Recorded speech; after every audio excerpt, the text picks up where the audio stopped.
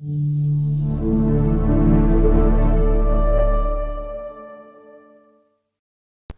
let's talk a bit about technique.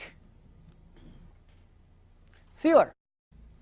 When you have in the right amount of sealer, you have in way too much sealer. When you think you have far too little sealer, you have the right amount. Why? Because you'll be creating the best, tightest seal you've ever created before. More gutta-percha than ever before. More gutta-percha means less sealer required. Okay?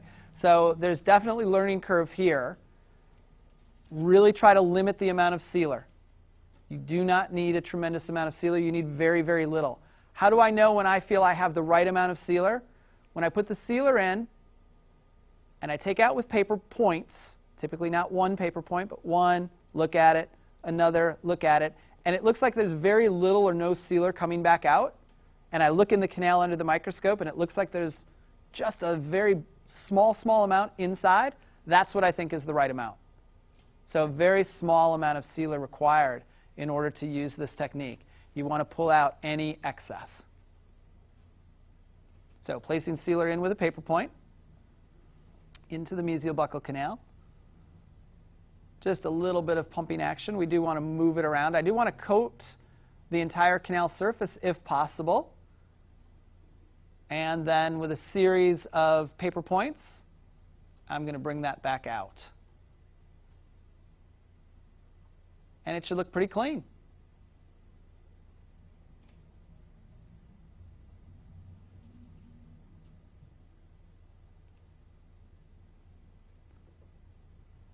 Same thing then in the mesial lingual canal.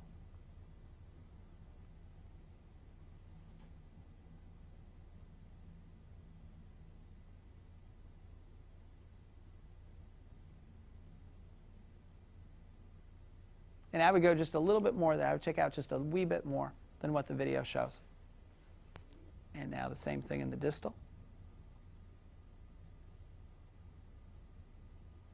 But you can see the effort that's made to coat the entire canal surface, even though that's quite a bit now, and now pulling more out.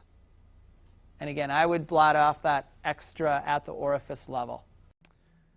Final shape. I said it's mandatory that you have enough shape in order to be able to place the carrier where it needs to go. If you don't have the shape, and I can't emphasize this enough, it's not going to go. You can't force it down. You can't cheat the technique. So I suggest that you have at least a 2506 shape. You don't need that. You can get there with a 2504 shape. But if it's a 2504 shape, it's likely going to be a size 20 carrier. So if you're using an instrumentation technique that's an 04 taper, the size that you create at the apex with your instrument will likely be one size bigger than the carrier that will go comfortably to the working length. So if it's a 3004, it's likely going to be a size 25 carrier. The carriers themselves come in size 20 to 90, so you do have a lot of flexibility in size. Okay? So it's really important that you have the shape. I can't emphasize it enough. But if you're committed to doing wave 1 shapes, you have it. That's sort of the joy of this and how it all fits and works together.